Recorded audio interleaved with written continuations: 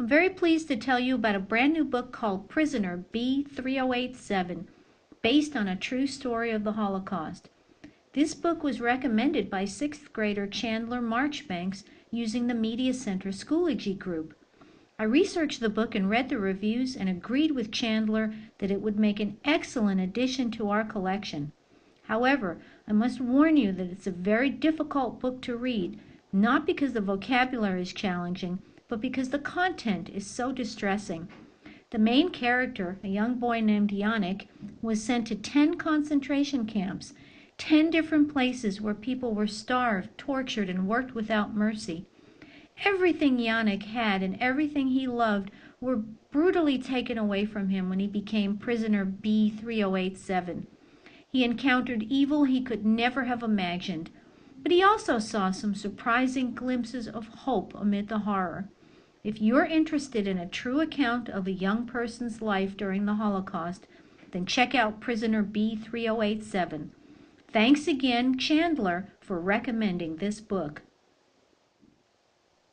Carl Hyacin was born and raised in Florida.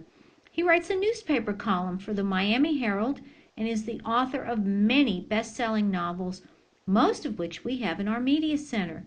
If you haven't read Hoot, Flush, Scat, or Chomp, you're really missing out on some great books. He's a terrific writer. Skink, No Surrender, is his first book specifically for teenagers and features one of his most well-known characters, the strange and reclusive ex-governor of Florida now known as Skink.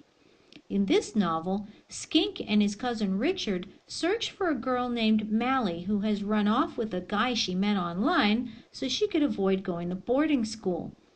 Skink and Richard have to deal with blinding storms, poisonous snakes, crazed pigs, river rats, giant gators, bullets, and lightning strikes in a swampy region of Florida in order to find her.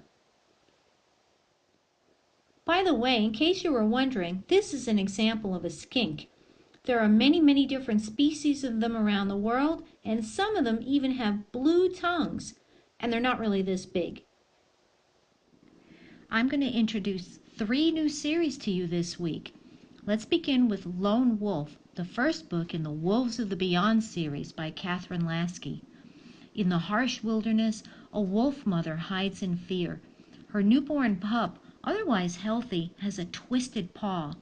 The mother knows that according to the strict rules of her kind, the pack cannot tolerate any weakness. She abandons her pup on an icy riverbank, condemning it to die. But, alone in the forest, the pup does the unthinkable. He survives. This is his story, the story of a courageous young wolf who rises up to change the wolves of the beyond forever.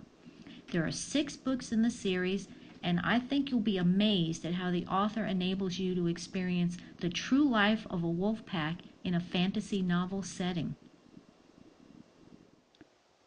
The Night Things is Volume 1 of the Courtney Crumrin graphic novel series. Courtney Crumrin has always been a chronic complainer, but now she's really got something to grumble about. Having run out of credit cards, her parents moved to the wealthy suburb of Hillsborough to live rent-free with their creepy old Uncle Aloysius. Because her family's basically broke now, Courtney is an outcast amongst her rich, snobby classmates. And if that isn't bad enough, the dusty, decrepit old mansion that she now calls home is occupied by weirder creatures than her parents or uncle. They crawl around the house, just out of sight. They crunch bones in the corners. They climb up on the bed and watch Courtney while she sleeps. Her mom and dad don't notice them, but Uncle Aloysius calls them the Night Things. I think you'll really enjoy this creepy series.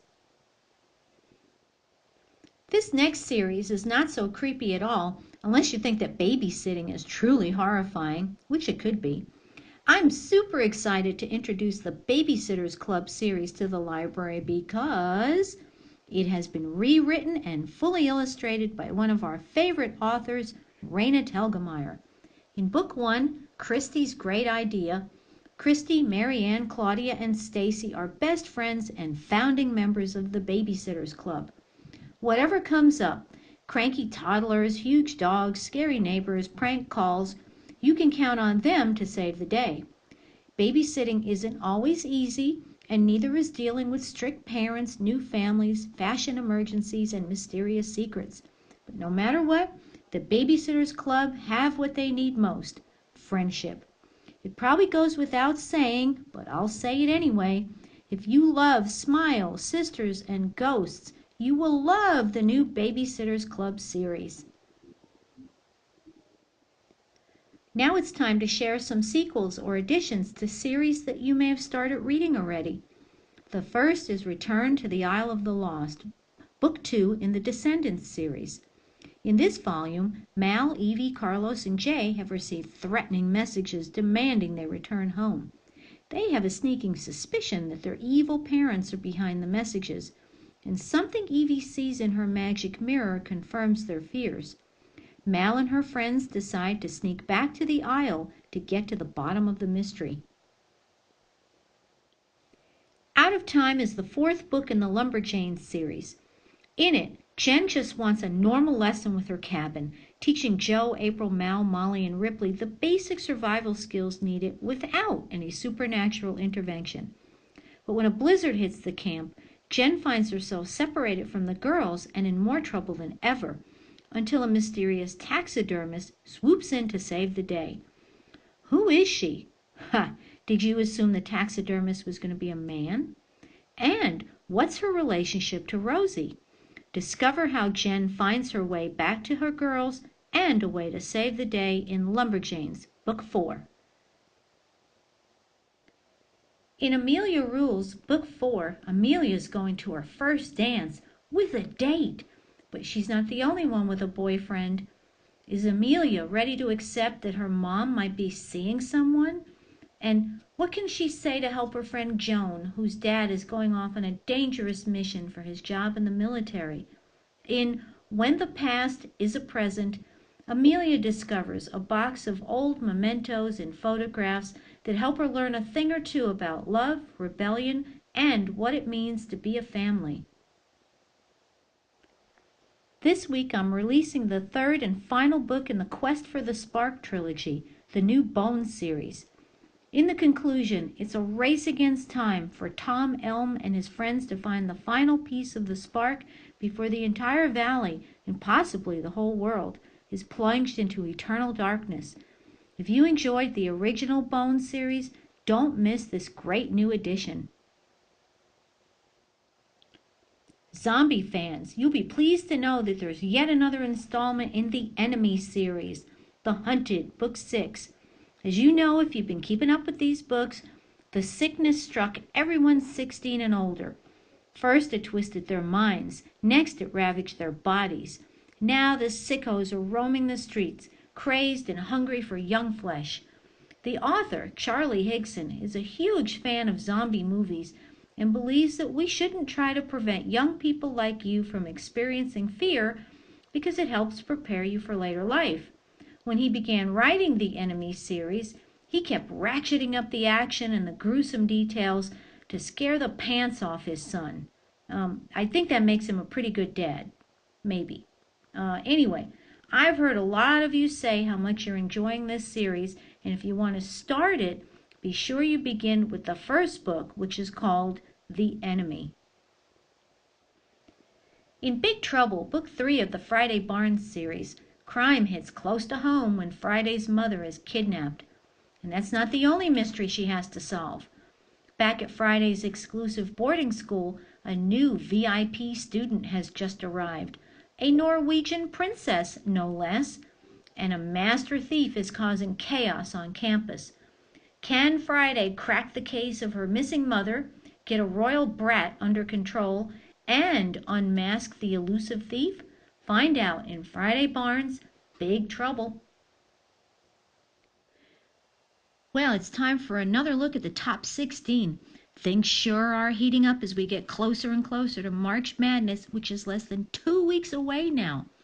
We've had quite a bit of movement on the board and a new arrival. Drama, Sisters, Smile, Cardboard, Ghosts, and Girl Stolen are still maintaining the same positions that they were in the last time we met. However, Roller Girl is up 2 places to number 7, while The Night She Disappeared has dropped to number 9.